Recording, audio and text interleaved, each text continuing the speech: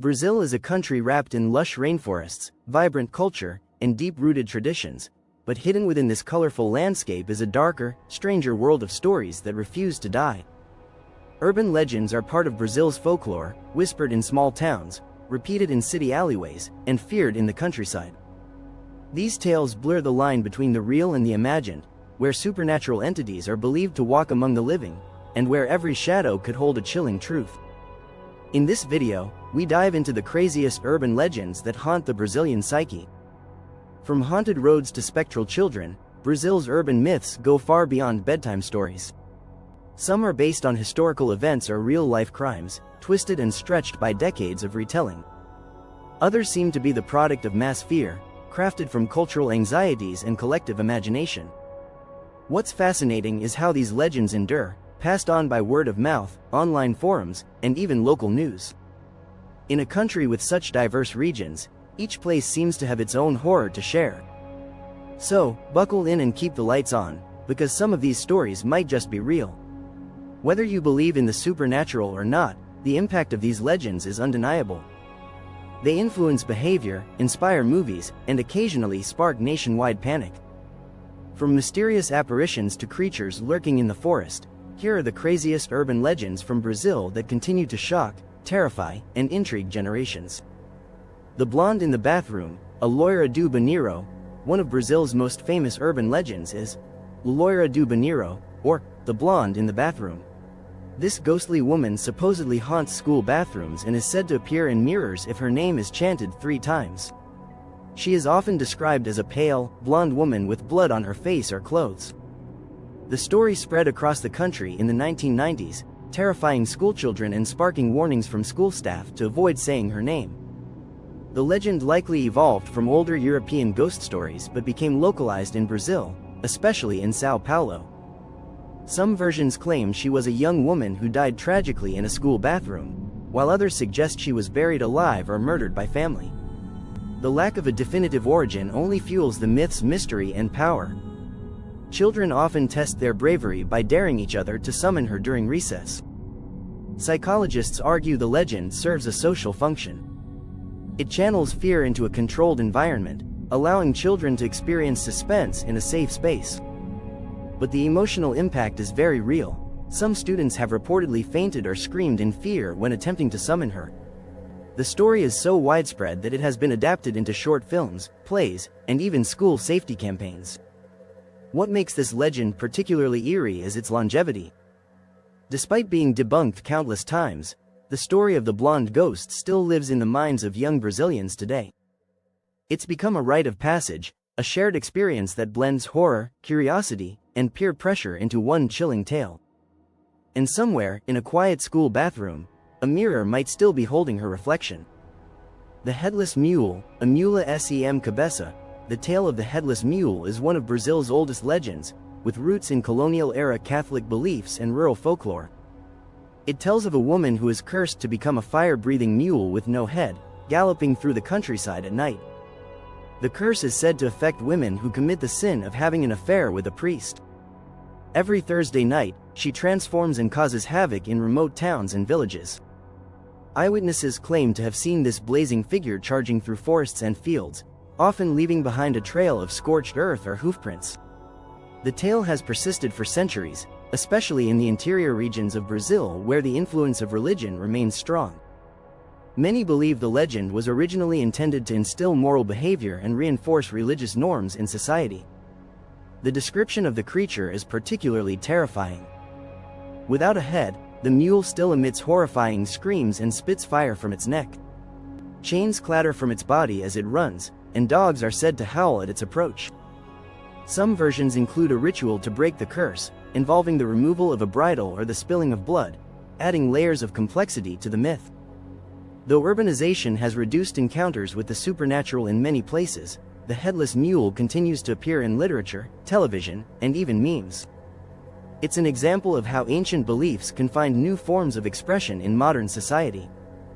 This legend isn't just a spooky story, it's a reminder of the deep cultural roots that shape Brazil's collective fears. The Cursed Doll of Belo Horizonte. In the quiet neighborhood of Santa Ifigenia in Belo Horizonte, a small doll sitting in a concrete niche has drawn the attention and fear of thousands. Known as the boneca amaldicoada, or cursed doll, this eerie porcelain figure has been cemented into a wall for decades, and locals believe that removing or disturbing her brings misfortune. Over the years, people have left offerings such as candles and flowers, treating the spot almost like a sacred site. The origin of the doll is unclear, but stories around it are anything but vague. One popular version claims that a girl who once lived nearby died tragically, and her spirit now inhabits the doll. Others say the doll was placed there to ward off evil but instead became the focal point of it. Local legends tell of people who mocked or tampered with the doll and soon after experienced car accidents, illness, or financial ruin. This urban legend has gained traction online, with social media users visiting the site and sharing their own stories. TikTok videos and YouTube explorations have only amplified the mystery, drawing attention from across Brazil and beyond. Paranormal investigators have even visited, reporting strange EMF readings and recording unexplained sounds.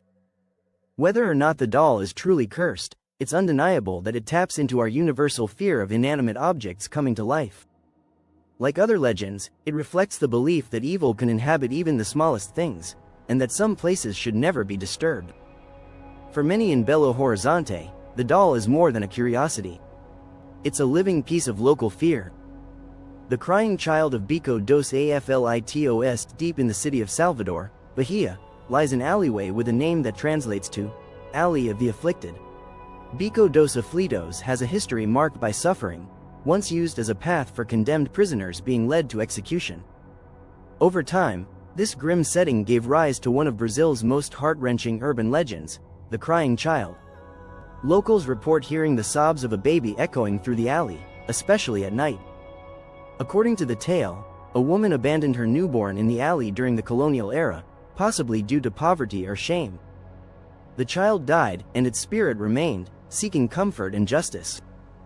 Passers-by have claimed to hear not only crying but also desperate pleas for help or the sound of small footsteps following them.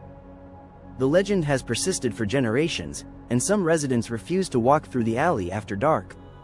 Historians have confirmed that the alley was indeed associated with public executions and punishment, giving the story a layer of historical credibility. While there's no official record of a baby dying there, the oral tradition around the crying child is strong enough that even tourists are warned about the place. The fear it instills is less about supernatural terror and more about unresolved grief and guilt that lingers in the stones. This legend reflects a powerful psychological truth: the cries of a child are universally haunting. It plays on empathy and fear simultaneously, making it one of the most emotionally disturbing stories in Brazilian folklore. Whether you believe in ghosts or not, few can remain indifferent when faced with the sorrowful echoes of Bico dos Aflitos. The ghost of Joelma building in São Paulo, the Joelma building stands as a towering reminder of one of Brazil's deadliest tragedies. In 1974, a massive fire engulfed the 25-story building, killing 179 people and injuring over 300. The event was so horrific that it immediately gave rise to stories of hauntings, cursed land, and unexplainable phenomena. Today, the building is still in use, but its past continues to cast a long, eerie shadow. Survivors and security guards have reported paranormal activity inside the building. Elevators are said to move on their own, lights flicker without explanation, and cold spots appear even during the heat of São Paulo's summer. Some claim to hear screaming or pounding on the walls, believed to be echoes of trapped victims. Of particular note is Room 501, which has been sealed off after repeated reports of terrifying activity. The land beneath the Joelma building has its own sinister history. It was once the site of a gruesome murder known as the Crime of the Well, in which a man killed his family and buried them on the property. Locals believe this cursed history contributed to the scale of the disaster. Combined with the fire, the area is seen by many as a place of immense spiritual unrest. The Joelma case is a rare example where historical fact and paranormal legend are closely intertwined. Unlike purely mythical stories, the deaths are well documented, making the tales of ghosts and hauntings all the more credible to believers. It remains one of the most referenced stories in Brazilian horror media and urban legend circles. The Ghost Bride of Avenida Paulista. On one of São Paulo's busiest streets, Avenida Paulista, a ghost bride is said to appear near midnight, walking slowly in her white gown. She is described as pale, beautiful, and weeping, vanishing when approached. According to legend, she was left at the altar decades ago and wandered the streets in despair before dying tragically, either by suicide or accident, depending on the version told. Sightings of the ghost bride have become something of a city myth, with taxi drivers and late-night commuters reporting unexplained apparitions. She's often seen near churches or intersections, always alone, and always crying. In one story, she asks for a ride and disappears from the backseat. In another, she stares blankly into traffic before vanishing into thin air. Some urban historians believe the ghost bride legend might be inspired by older European tales that followed Portuguese settlers, later blending with Brazilian culture. However, the persistent reports of encounters, especially along Paulista, have kept the myth alive for decades.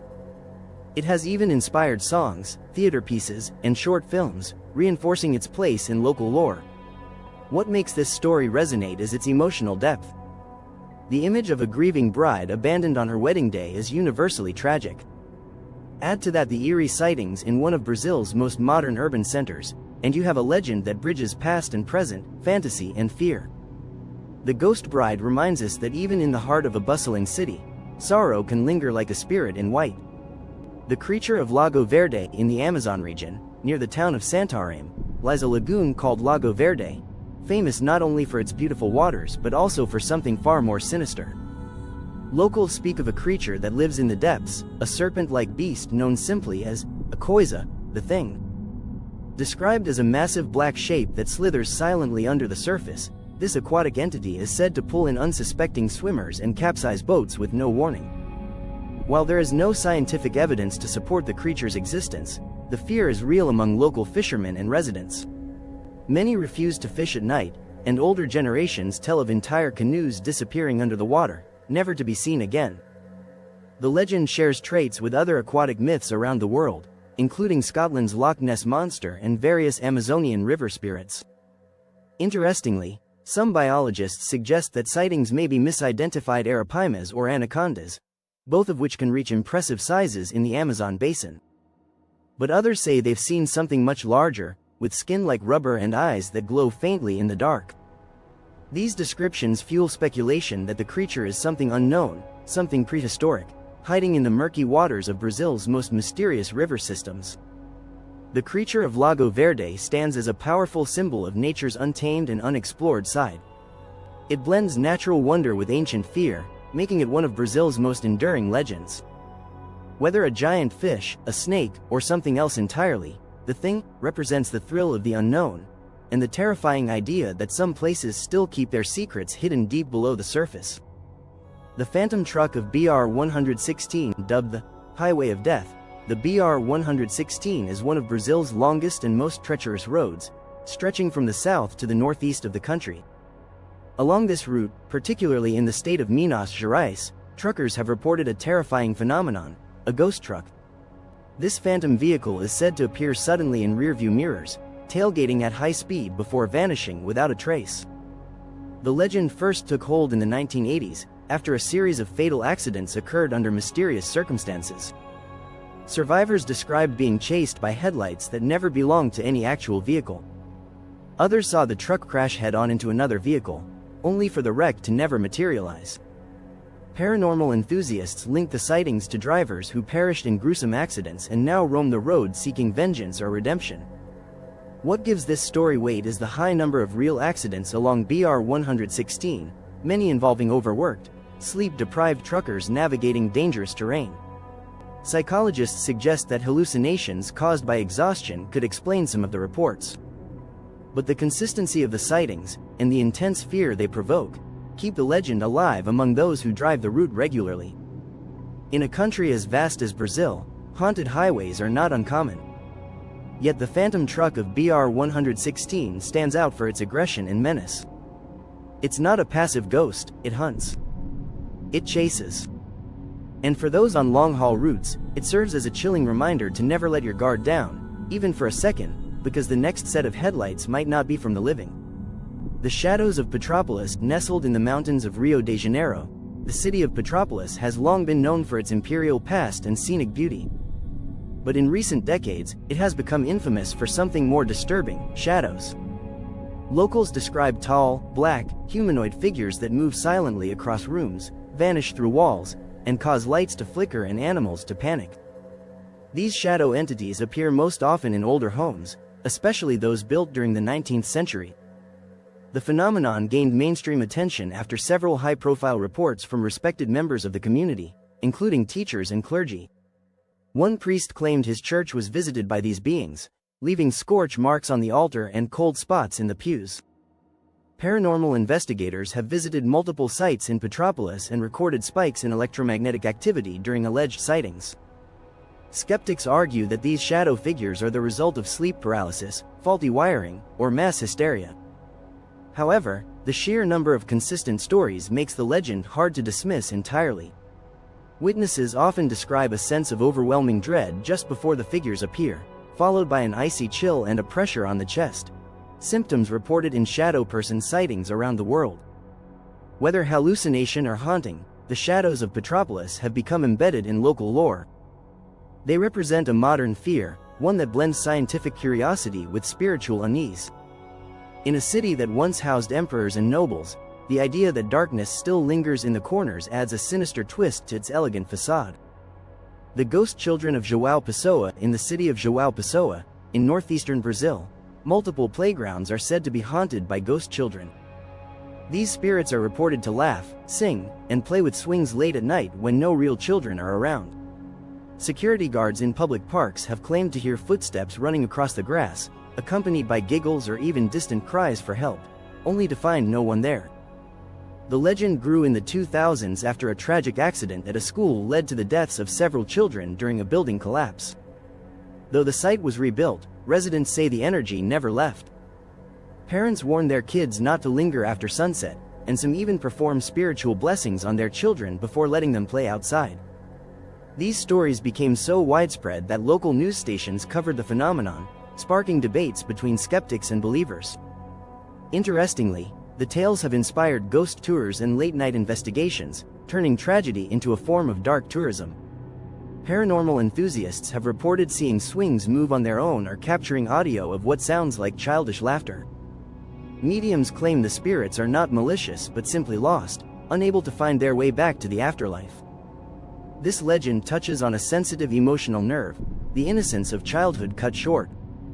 The idea that the joy of play can linger even after death is both beautiful and heartbreaking. It reminds us that places touched by sorrow often refuse to remain silent, and that some spirits, especially those of children, may continue to seek companionship in the only way they know how. These urban legends from Brazil reflect more than just fear. They reveal cultural anxieties, historical tragedies, and the deep-rooted spiritualism that runs through Brazilian society. Whether it's a cursed doll in Belo Horizonte or a headless mule galloping through the countryside, each story taps into universal human emotions: guilt, loss, curiosity, and the thrill of the unknown. These legends have evolved with time, adapting to new media, spreading through whispers, screens, and word of mouth. What's remarkable is how they continue to influence behavior. Entire neighborhoods shift their routines because of them. Parents tell them as cautionary tales. Children grow up believing in mirrors that summon ghosts or alleyways that cry out at night. Even in the age of technology and science, these stories resist explanation, creating a unique tension between fact and folklore. This tension is what makes them powerful, and why they persist generation after generation. In the end, believing in these urban legends isn't really the point. The point is how they bring people together in shared experiences of fear, wonder, and storytelling. They give form to the invisible, explain the unexplainable, and make everyday places feel magical or menacing. So the next time you're walking down a quiet street in Brazil, or you hear an unexplained noise in the dark, ask yourself, is it just your imagination? Or is it one of Brazil's most chilling legends come to life?